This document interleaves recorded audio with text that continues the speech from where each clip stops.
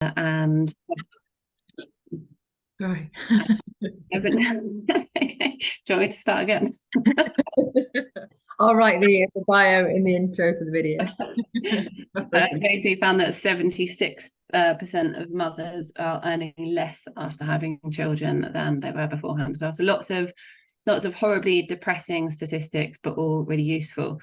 And then from there, I have worked with probably about 120 organisations to build the Careers After Babies accreditation. So that's a framework that looks at policy, process and practice, and aims to create a world-class cohort of employers of working parents. And that launched a few weeks ago.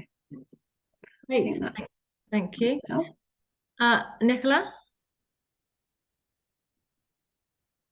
Hi everyone. Yeah, my name's Nikki Lowe.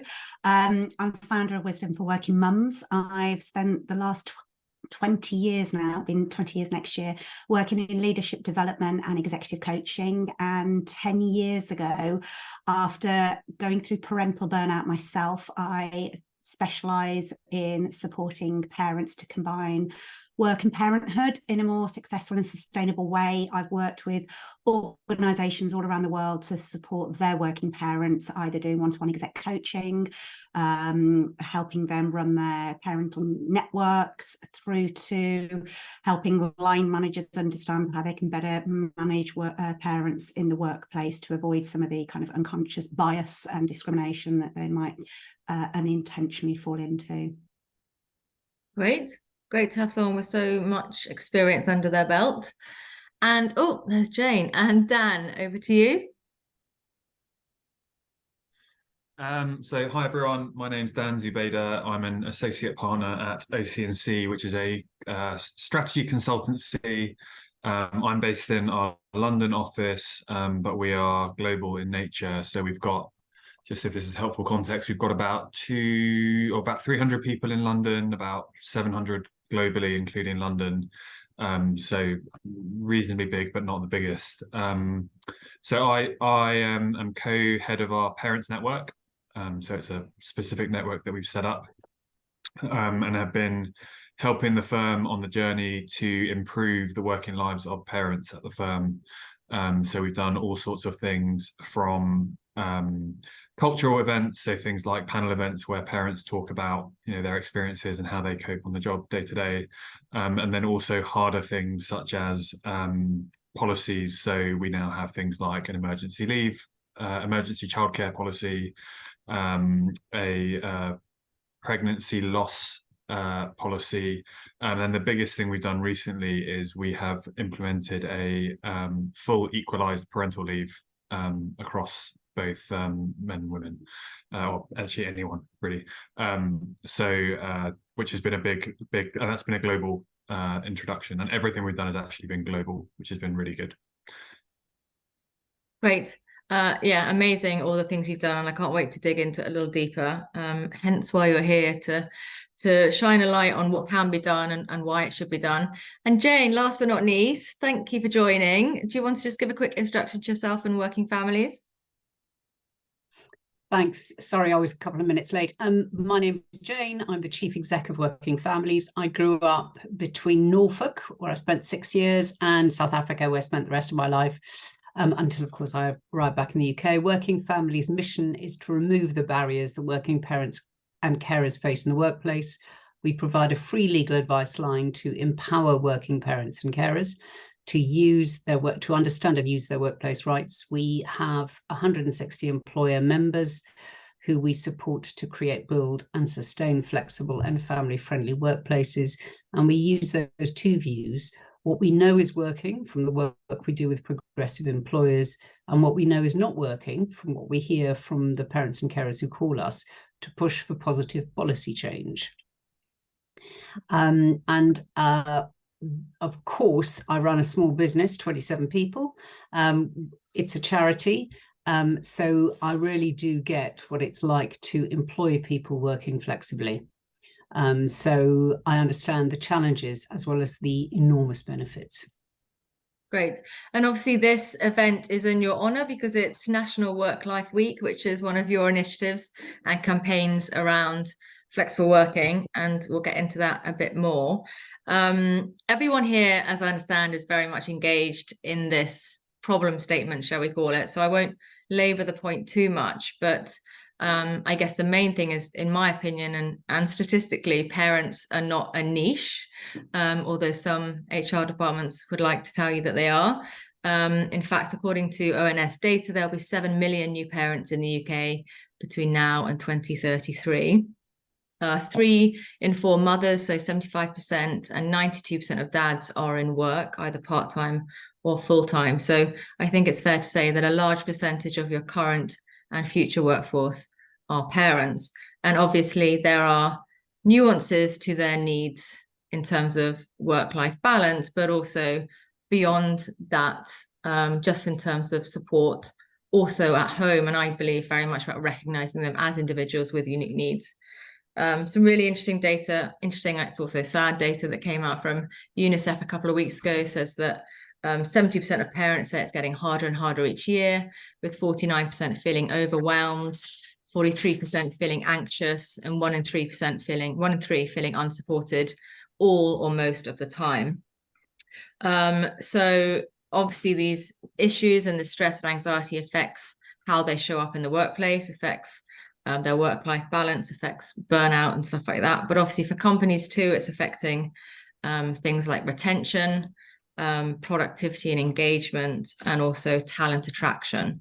So I brought together these wonderful guests today, all to talk about the business case for why companies should be investing in and supporting their working parents. So a question to all of you to start with: of those 3 big challenges being retention, engagement, and attraction, which do you think is the biggest problem faced by companies right now, and why? Anyone want to go first? Jane, your mic's off. I'll go first, yes. Certainly from what we're seeing, it's all 3 of those things. We know that from work we've done over many years, that working parents, if you are working flexibly, or i.e. part-time for many parents, you are only 1/5 as likely to be promoted as your full-time equivalent, which seems to us absolutely crazy, because you're just not then, as an employer, using the people that are good. You know, they're staying with you because they enjoy the work that they do, but also they're not being promoted, and they're not leaving you because they're not getting the flexibility that they want elsewhere. So for us, there are those 2 things, is that if you don't offer flexibility, you won't retain your best people, and you may retain people who can't move and who will therefore be less productive. And currently we know that there's a generation of people coming up within the workforce that want flex, that need flex, and that frankly just expect to have flex. There also for us is some conversation about the challenges of lower income parents. So we did some work this year. We did a spotlight on 2 adults with 2 children earning less than £55,000 a year, and a single parent with 2 children earning less than £35,000 a year. And those parents were the ones who were least likely to be getting the flex that they needed. And frequently they're working place-based roles. So lots and lots of issues for them. And again, for us, it's a productivity issue, not just for an organisation, but also much more widely for the entire economy. Great, thank you so much. Nikki or Jess, have you got anything to add on that? I would agree with Jane that actually it is so multi-factor, and it's so systemic that these are kind of intertwine and are highly influencing each other. I think from anecdotally, what I'm seeing with my clients is the retention piece is really difficult. You know, the whole lean in movement versus lean out and quiet quitting. I think that, you know, I'm seeing people really struggle. They're really struggling to make it work. They're really struggling to keep their head above water financially, but from a well-being perspective, and some are having no choice but having to leave to just avoid going under. And so we're seeing, particularly with female leaders, that being the case. And I think McKinsey's report last year, Women in the Workplace, that women leaders are leaving the workplace at a faster rate than we've ever seen, more than men. For every woman that's promoted into a director role, there's 2 that are leaving. And so that kind of has a cascade effect, because we're not seeing the representation from a next generation coming through. We're not seeing the role models. So that obviously impacts talent, kind of the talent pipeline. But I think being able to retain people, and the costs that are involved in that for businesses, it's a lose-lose. The individuals are losing out, and then the businesses are losing out. I'm seeing that particularly as a real issue. And with the retention piece, are you seeing it around direct related to cost of childcare, or is it a bigger issue? It's more about the work environment not suiting them as individuals post becoming a parent? I think childcare alone is a huge impact, but even if people can find a way to make that work, then the other issues are just kind of stacking up against it, and it's almost like a domino effect. Okay, Jess, anything from you to add? I was just going to add, so I was speaking to somebody this morning who was telling me about a friend of hers who's a heart surgeon, and still struggle with childcare costs, the ability to get to work, get back from work, pick up their child, have any meaningful time with them, and their employer being the obvious one, being unable to accommodate that, and then ending up leaving that profession, which to me, God, how many years is going to have gone into a heart surgeon? You're talking, what, a good 10 years of education on job training. One of the most disappointing findings, I think, from the Careers After Babies report earlier this year was it taking 10 years for women's careers to recover.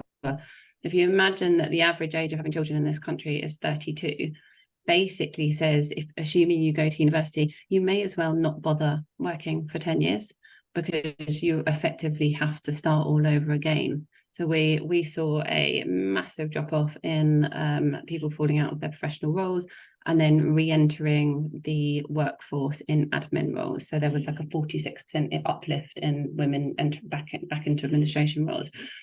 But from an organisational perspective, I think there's an element of willful ignorance. Everybody knows this is happening. Everyone sees it happening. There's incredible research from Working Families. There's a report I did. There's things coming out constantly. And actually, one of the first questions I ask any organisation when I work with them is, do you know your retention differential between your general staff retention and your retention of your working mums?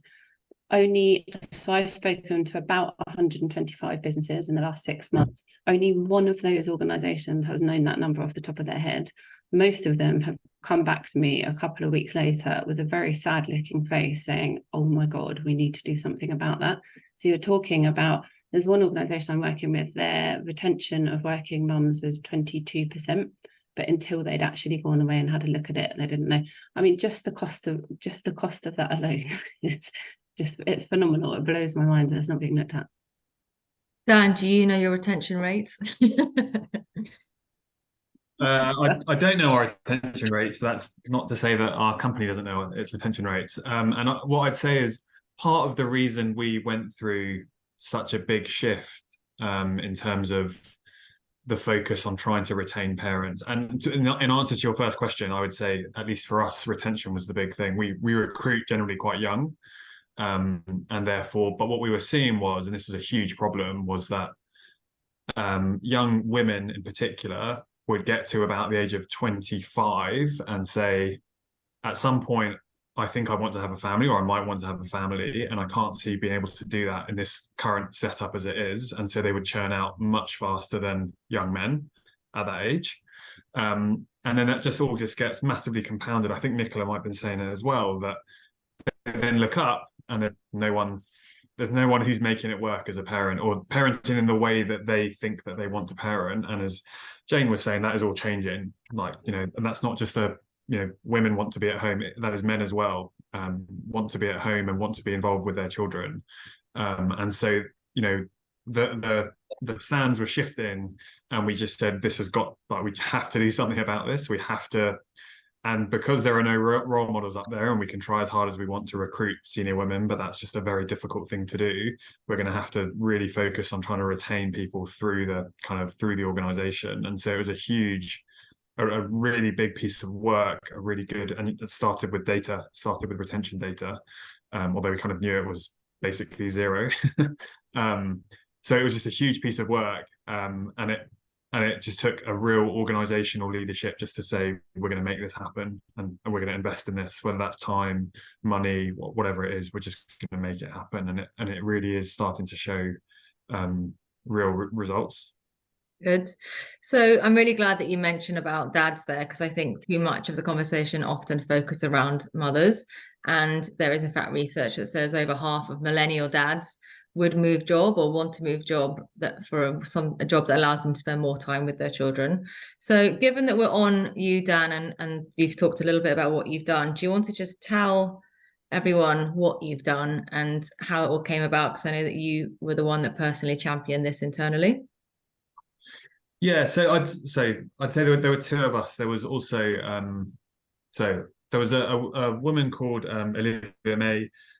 She had joined the firm as a graduate, and she actually went off and had a baby and came back. And one of the things we had wanted to do was, when working mothers come back, not to throw them straight back into the kind of full-time, or not full-time, but full kind of project role, and give them more flexibility. So if there are tweaks that they need to be able to make, they're doing that from a much more comfortable point of view, and not with the full responsibilities that they typically have.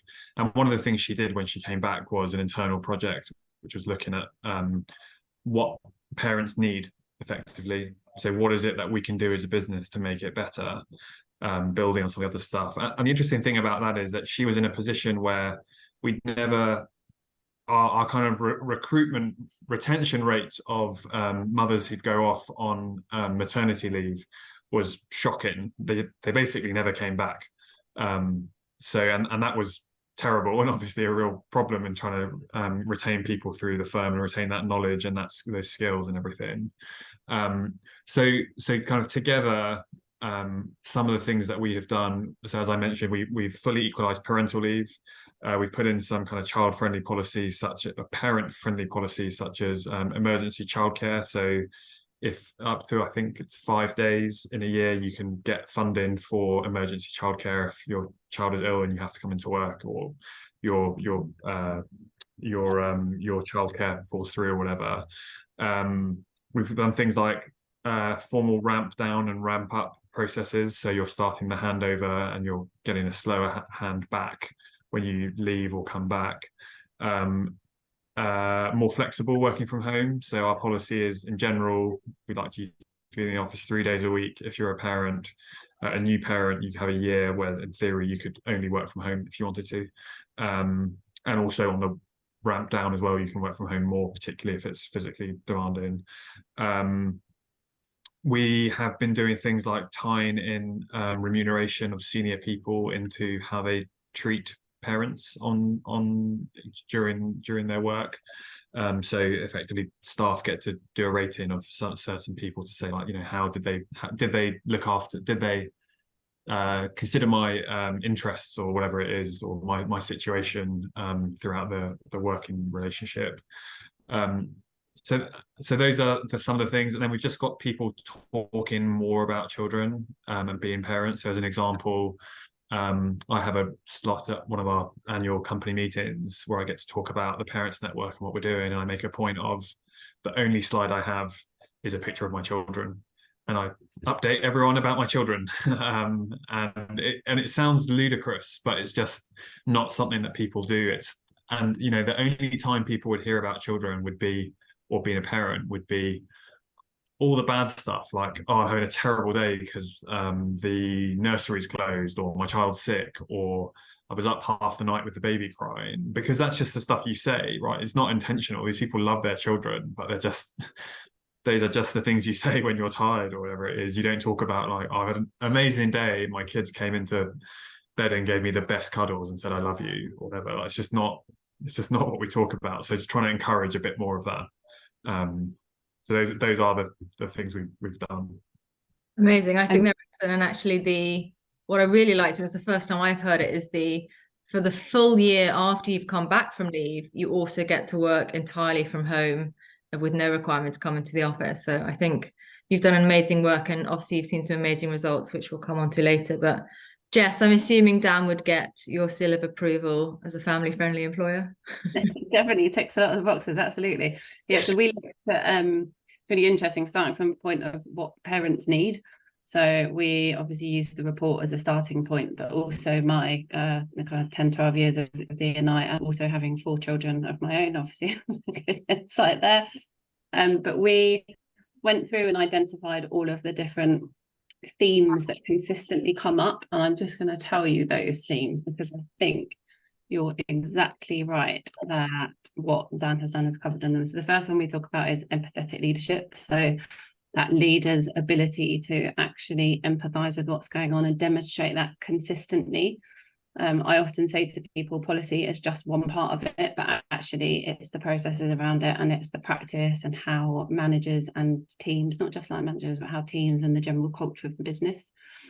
Flexible work environment is the most obvious one. I think, again, go back to that finding that 87% of mums are unable to make full-time work alongside having children. That flexibility is just an absolute imperative. We talk about equitable and family-friendly policies, consistent nurture and support. So again, some of the things that Dan's just said there about that, just being a little bit nurturing about this, making sure those support mechanisms are in there to make parents' lives as easy as possible. I love the idea of the ramp up and ramp down, but that being formalised, because if you rely too much on things being left to individuals' discretion, if all it takes is one bad apple, so to speak, and that all goes out of the window. Next one we talk about is parenting being valued. And again, I think what Dan's just said around that, talking about it, I normally open I didn't do it today, but I normally open every introduction to myself by saying, look, I've got 4 children under 10, my life's absolute chaos, so I've permanently got bags on my eyes. But actually, it's more than that in an organisation. It's not a thing that's hidden away and that you have to kind of cope with and get by. It's actually saying, I'm a parent, I'm doing 2 big jobs every single moment of every single day, and this is what that looks like. Visible role models is our next theme. The power of especially the senior leadership team talking about their children, about the daily challenges. I think there's no greater leveler between 2 people than when you say, hey, look, I've got kids too, this is not my life. You can almost talk to anyone based on that conversation, having that thing in common. And I think that's absolutely huge. And then our last one is actually about parents progressing, because one of the things that we often see is that when particularly mums and increasingly dads actually returning from shared parental leave, is that big confidence dip that comes with coming back into the workplace often coincides with the organisation saying, oh, I can see you're busy and you've got other things on your plate at the moment, which means that career, as well as having the time out that's come from that, it means their development and their ongoing kind of training needs and everything get completely left out. There's an amazing story from a lady I've spoken to recently at GlaxoSmithKline. So I'm just going to tell it quickly because I just think it demonstrates the power of a supportive manager. So she was on target to become the next team leader for a team there researching migraine medication. And she'd been in this role for a while, kind of that was her next job role. She fell pregnant, went off, took 8 months mat leave, came back, and her boss said to her, right, I'm moving on, it's your time, it's time for you to take on this role. And her immediate reaction was, I can't, I've just got back to work, I'm trying to deal with, settling the baby into nursery, I can't do it. And he turned around and said, yeah, you can. I will honour everything you've got there. I'll support you through the interview process. You've got this and you can absolutely do it.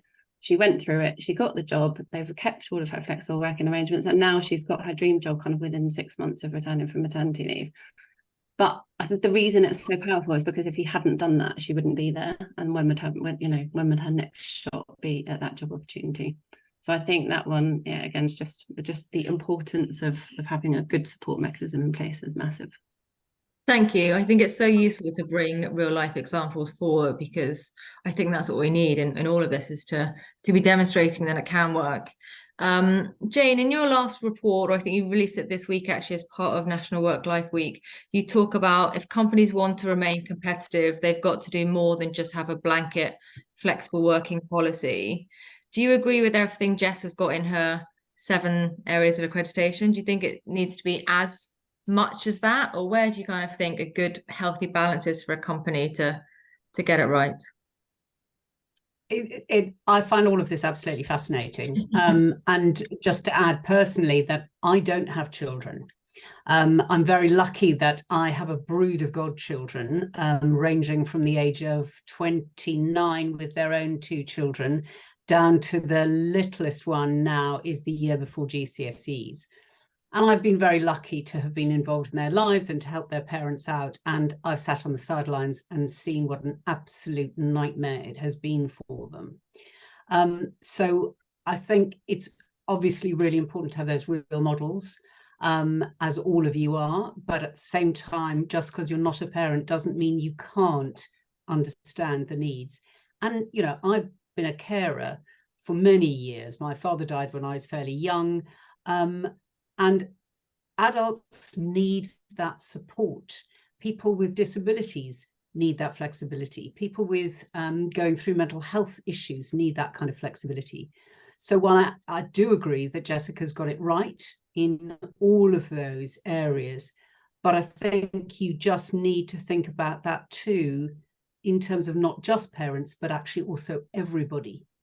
And understand that, again, as Dan mentioned, that stepping up, stepping down, I really like that also about the beginning and end of careers. We're a big fan of flexible working as you're coming into your career, where you can focus on training and education, and also at the end of your career when you might be wanting to do a slow handover. So that kind of, you know, reverse mentoring that you can do. We've called our latest polling Generation Flex. And just to support what Jessica was saying, 70% of working parents said that a culture that encourages work-life balance was an important workplace benefit. Working parents of children under 18, 2 in 5 of them would like to see mental health support implemented at their workplace. And certainly with lower income parents, we're seeing that there's a huge impact on the lack of childcare that's flexible and affordable is having on their relationship with their partners.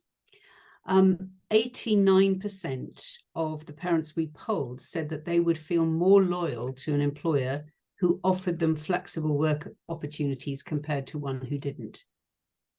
And those are all the kind of stats that we keep on finding all of the time.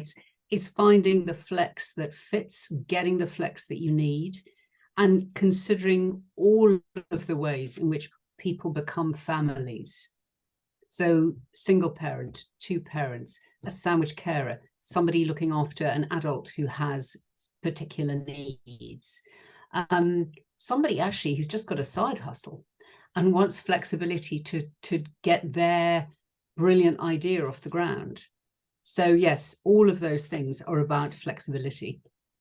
Yeah, I mean, I talk a lot about how you don't know who really in your organization has a caring responsibility for a child. You know, I think 1 in 4 grandparents look after their child, their grandchild under 5, you know, because of the cost of childcare. So I think for me, it's staggering. And all of you on the call know all these statistics, right? You could reel off 10 facts, you know, with your eyes closed. But what I find baffling is like, why are companies so slow to adopt and embrace these new ways of working or enhance parental leave policies or change their culture?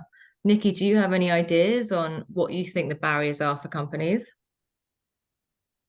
Yeah, I think a huge one is unconscious bias. I think if you've got people in senior leadership positions that aren't representative of working parents, so they may be parents themselves, but they're not the default parent. And unfortunately, you know, it's still the case that you've got a lot of men in leadership positions of a certain generation that may never have been have experienced that. They may have had a stay-at-home partner, you know, they not likely to be the default parent. They're just out of tune with the challenges and the real life experience of working parents. So I think that is often the case. You know, I had a client that she worked for a financial services company. She was the only female director. The organisation had signed up to the Women in Finance Charter, which was all about female representation and, you know, providing a supportive environment. So she was the only female on the board, and she was the only default parent on the board. So she was a double only. And actually the challenges she was facing with that were huge, even though from an organisational perspective, they were kind of signing up to the right policies, their intention was there.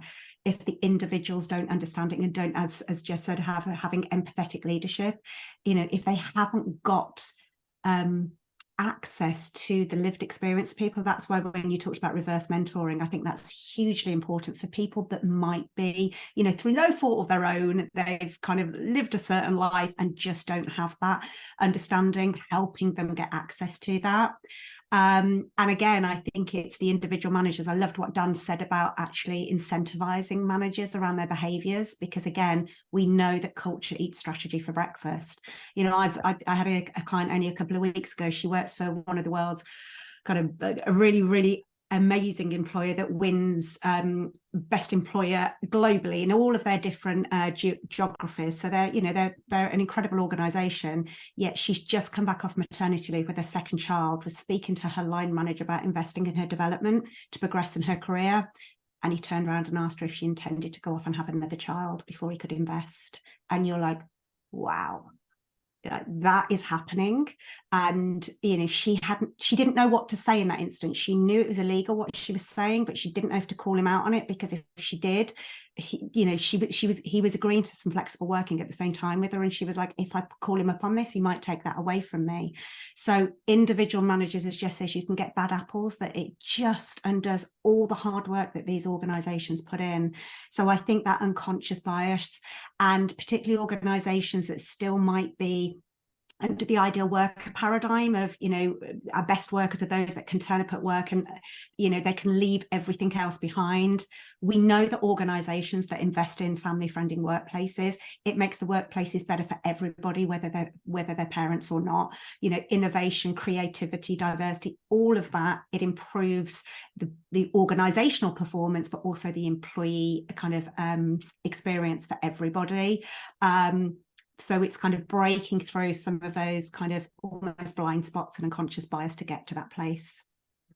Which is a lot what I hear about some of the issues around DE&I, is that it's an unconscious bias very often, but I guess because of that, it's going to take time and, you know, really standout leaders to actually lead from the front and do things like OC&C have done. Jess, do you agree? Do you think that's the reason, or does it come down to you know, how do you measure some of these things that we've talked about, right? Because a lot of the time in my conversations, I'm getting asked about, you know, how do you prove a return on investment for extending parental leave, as an example, for dads? Yeah, it's tough, isn't it? You just said culture eats strategy for breakfast. And I think the reason this is so difficult is because it's about culture. And anyone who's been in any leadership organization knows that that's the hardest thing to change. You're kind of asking people to get to the point where certain behaviors are completely unacceptable. So, you know, it's not okay to ever say anything like that. It's not okay for anyone to ever use the words baby brains or part-timer or, you know, that type of thing. But these things they're difficult and they're nuanced, and they sound little, but as collectively all together, they make a massive difference. I think in terms of the business case, the most obvious one is obviously the retention slash you know, recruitment, hiring. But we all know it's so much more than that. I think it's really interesting what Dan said about that population of sort of 25 to 30-year-olds leaving and seeing a big difference there. I'm always surprised by, I have people, I'm sure Jane probably does as well, but on an individual basis, I regularly get people that message me and say, oh, this has happened, someone said this, you know, who can I reach out to, what can I do? And I'm surprised at the number of women pre-baby, that is. Does that make sense? So, you know, they're thinking about having a child, but they're worried about asking work, and they're worried about asking too many questions. And then they go to join another organization and they don't know what their policies are, and they don't want to ask an interview, and they don't want to ask HR. another one of the things we've built into the accreditation is that having publicly available policies. If you've got a policy and a benefit that you're proud of, why wouldn't you put it out there for the world to see, especially people joining your business? So there's that element. The dad thing, I think, the dad thing we've talked about, I personally see a big difference with, not to stereotype too much, but I think there's a big difference with that sort of men over the age of 40 and under the age of 40. And I think men generally sort of under have a very different expectation about the role that they play in their children's lives. You know, they expect my poor husband was bullied from day one. I was like, if we have kids, we're 50-50. You know, but I think we're still, from a societal perspective, lots of women, and again, it absolutely blows my mind, but when I say, what conversation did you have with your husband about how you were going to manage your children and what childcare looked like, so many of them will say, we didn't really have it, like we just assumed that, you know, I would do it. So I think there are so many aspects to this, all driving to lots of different complex problems that all need to be tackled. But I think that, and it's almost different kind of wherever you are in each stage. So, you know, the people that haven't had children yet, it's about that openness. It's about, I think for them, organisations that are very publicly committed to working families and supporting them, all I hear, so my sister's 32, not had children yet, all I hear from her and her friends is, I don't want kids, I don't want to lose my career, like I love my job, I love what I do, I love earning money. And we've been saying it for a long time, but they're putting off having children because of it, to the point where, you know, that I hope it doesn't happen, but I think we endanger our chances of being able to have children if we want to in a safe and healthy way, which I don't think is great either. There's the partnership aspects of it. So there's, most of the time there are two parents in here. Both of those need to be thought about, whether it's a man or whether it's a secondary carer of some other sort, catering to both of those. I was speaking to a lady recently who she's in a lesbian relationship. She'd had to take, as considered the secondary carer, as the non-pregnant person, she'd had to take paternity leave, which she had a real issue with, because obviously it didn't apply to her, and a lot of the terms, she felt that it didn't apply to her in a lot of the terms. There were so many aspects, but when I kind of look at it in the cold light of day, I think, is this really that difficult to get right, when ultimately it just comes down to doing the right thing by somebody? So on a day-to-day basis, somebody's there saying to you, in order to do my job effectively and to carry on contributing to this organisation, I need X, Y, and Z.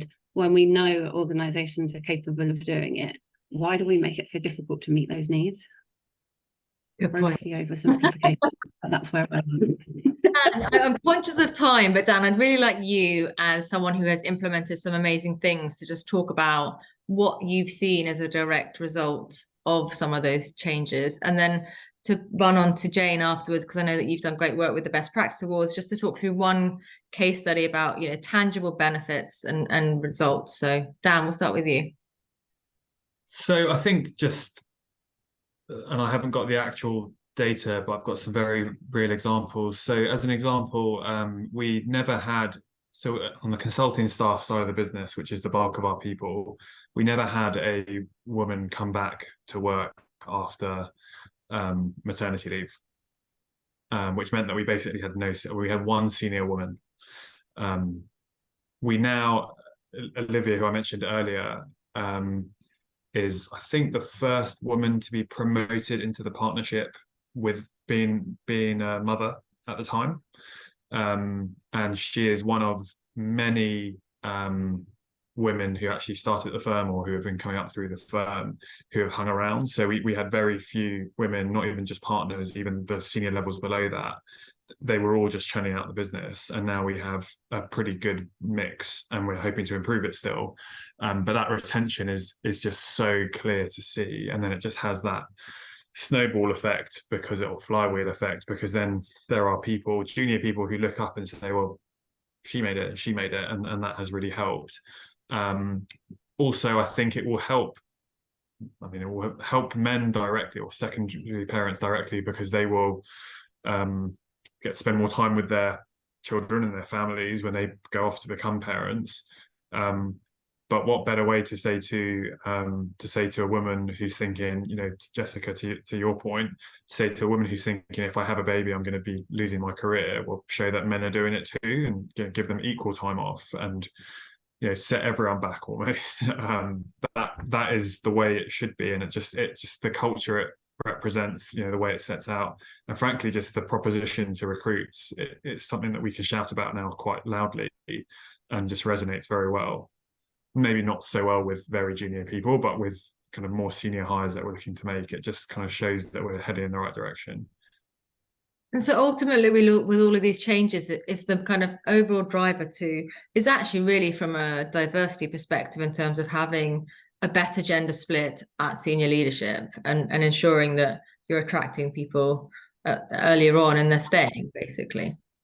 Yeah, it's that, and the fact that we're investing all this money and time in recruiting, training, formally training and on the job training these people who are just as good, you know, as the people who aren't churning out, and obviously better in some cases. And it's just like, why wouldn't you try to keep them? And if it costs you some extra money in the fact that you're having to pay for maternity leave or pay for paternity leave, whatever it is, it's just the equation just works so well, because they are so valuable, particularly as a people organization. But in general, that's what organizations are. They are the people that make those organizations. So it's just a no-brainer in terms of that. Even cold hard logic, right? Don't even get about the moral and all that kind of stuff. It just makes sense. But you obviously said that this was rolled out globally. I'm assuming there was some form of business case put through in terms of, this is how much we're spending on recruitment and losing talent, and this is how much parental leave, you know, this level is going to cost. And it was a no-brainer from that perspective too, right? Yeah, and there was modelling done to, you know, assume how many people are parents who would actually stay, who might have churned out earlier and all that kind of stuff. But yeah, you're absolutely right. There was a business case there. That was not the primary driver, though. I don't think it was more of a supporting piece of evidence. It was more, this is the right thing to do. We know it's going to make a big difference to all of our people, and we should do it. And here's the business case, which shows you that it's not some kind of financial black hole. Yeah. And actually, Jane, at the awards, I think it was NatWest I spoke to, who again have I think a year's paternity leave now at full pay. And I asked them, I said, you know, what did the numbers look like? Did you put a business case forward?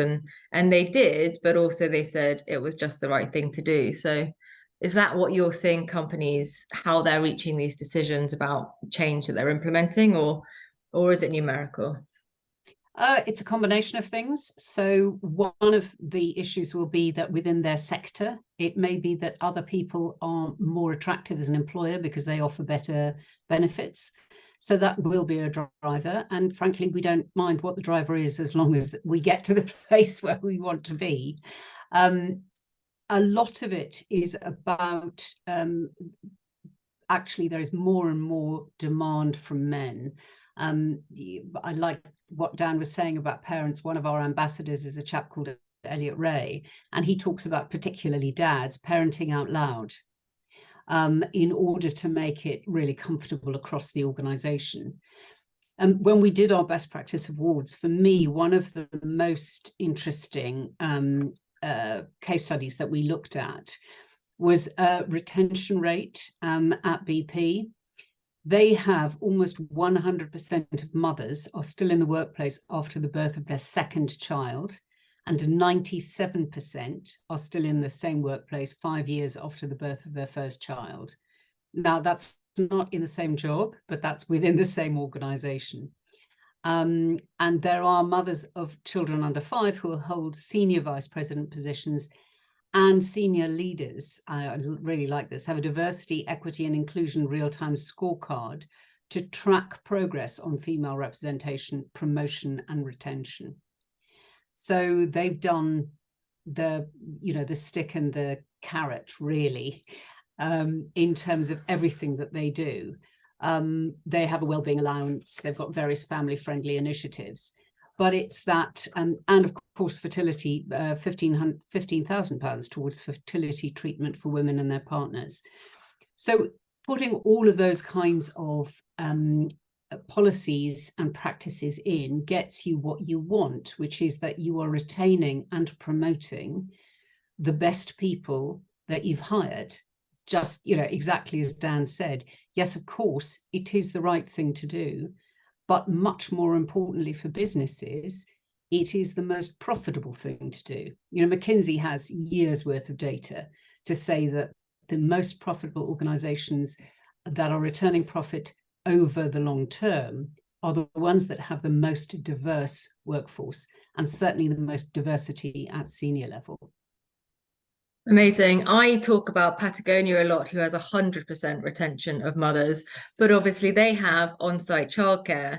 So it's amazing to see a company like BP, who's not gone to that extent, which obviously has much bigger cost implications, achieving a 97%. So thank you. I'm going to get more details on that and share it more broadly. Thank you, everyone. We've definitely run over. Does anyone in the audience have a question to any of my lovely guests?